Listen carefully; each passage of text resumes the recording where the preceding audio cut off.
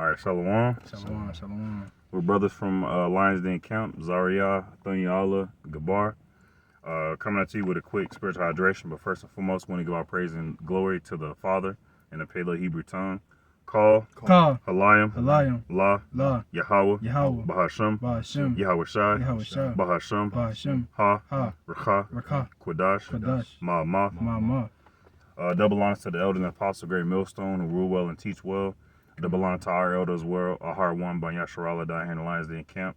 A sincere water to the Akim, the Aquatim, and the Bunyam, who are pushing the truth and believe it with sincerity. The water, Shalom. You want to read part of the article? Oh, got you.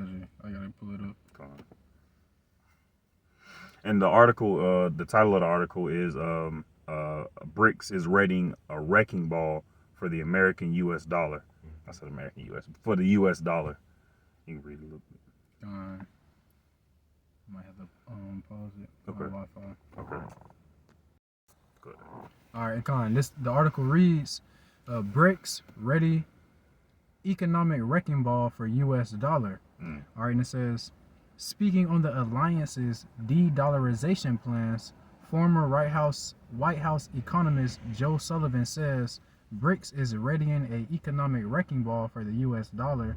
Indeed, Business Insider reported remarks made by Sullivan regarding continued efforts for the alliance's collective abandonment of the greenback.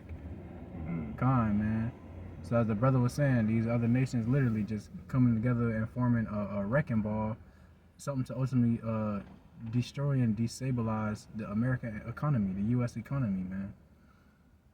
We'll get the, you already said read the anti-Western part? Oh, and then jumping down to the other point, one of the other main points of this article, as it reads, for much of the last few months, the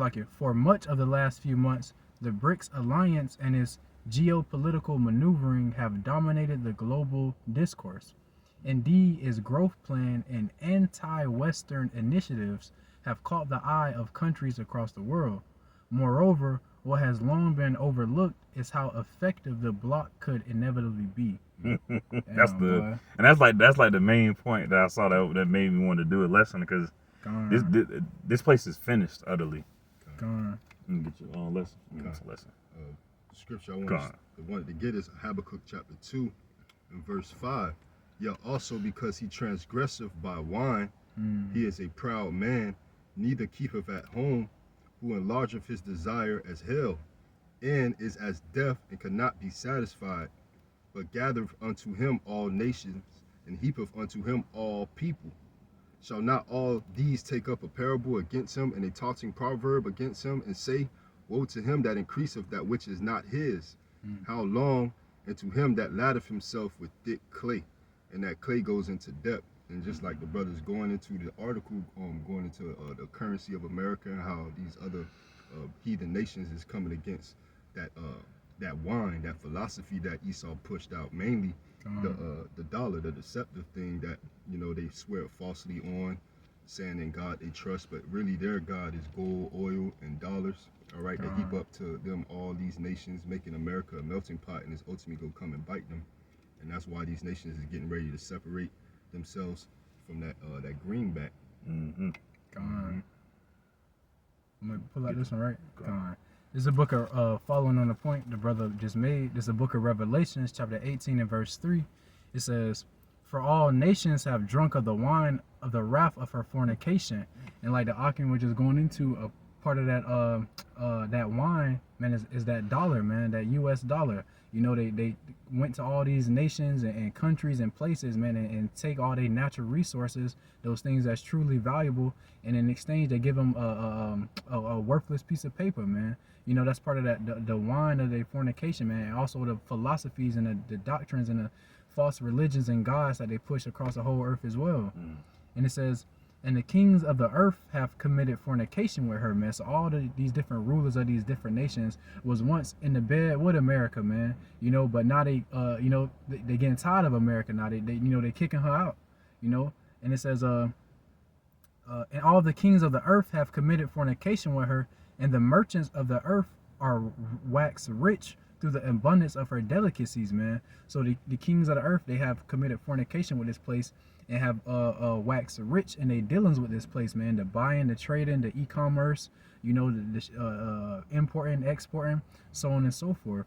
But now these other nations, they creating their own economy, man, their own money system, to where they cutting out the middleman. They no longer need to do those dealings with America, man. They could cut ties with this place and the wickedness of this place, man. Like what the article said is like the effectiveness has been overlooked. This is Revelation chapter 17. I'm gonna start at verse 16. It says, "And the 10 horns which thou sawest upon the beast," and that beast is EU, and the 10 horns is NATO, or it might be flip flop. I forget which one it is. But ultimately, it represents America and the alliance that America has with these other nations that made them drunk. These shall hate the whore, and that whore is America specifically, because America is the one that went around all these countries and tied them in unto itself, and shall make her desolate and naked, and shall eat her flesh and burn her with fire. All right, and that fire is that thermonuclear destruction that's coming via these nuclear missiles, these ICBMs. And that term ICBM has been said much more in the news. I think Russia just got a new one. North Korea just got a new one. Verse 17, "For Yahweh hath put it in their hearts to fulfill his will, and to agree and give their kingdom unto the beast, until the words of Yahweh shall be fulfilled." So that's ultimately what we're saying. We're seeing the will of Yahweh being done right now before our eyes. This BRICS alliance was put in the mind of these nations, of the leaders of these nations, by Yahweh, by Hashem Yahweh Shai, to fulfill his will to destroy this place, America. So that was pretty much the whole lesson. We all brought out one scripture just to do a quick spiritual hydration. Hey, We go ahead. Just a few more from this article as I'm reading. And we just talking points really. As you go down further in the article, it says, I'm gonna leave a link in the article too. It says the BRICS nations do not need to wait until a shared trade currency meets the technical conditions typical of global reserve currency before they swing their newly enlarged economic wrecking ball at the US dollar. It says the BRICS states do not even necessarily need to have a shared trade currency to chip away at the king dollar's domain. If BRICS demanded that you pay each member in his own national currency in order to trade with any of them, the dollar's role in the world economy would go down. There would not be a clear replacement for the dollar as a global reserve. A variety of currency would gain importance, man. A variety of currencies. Man. Hey, Esau basically saying their currency ain't even official yet, and it can already drastically, hit at this place, America's economy, man. It's just crazy, and it's just all showing. It's all prophecy, man. It's all the Lord's doing, and assisting and aiding in the tearing down of this place, Babylon, man.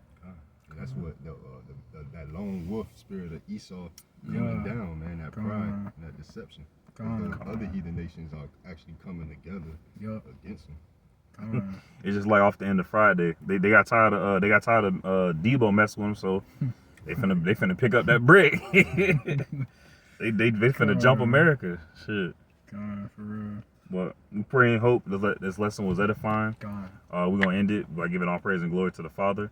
Ka, Halayim, La, Yahweh, Bahashem, Yahweh Shai, Bahashem, Ha, Rakha, Quadash, Ma'amah, Shalom, and till next time.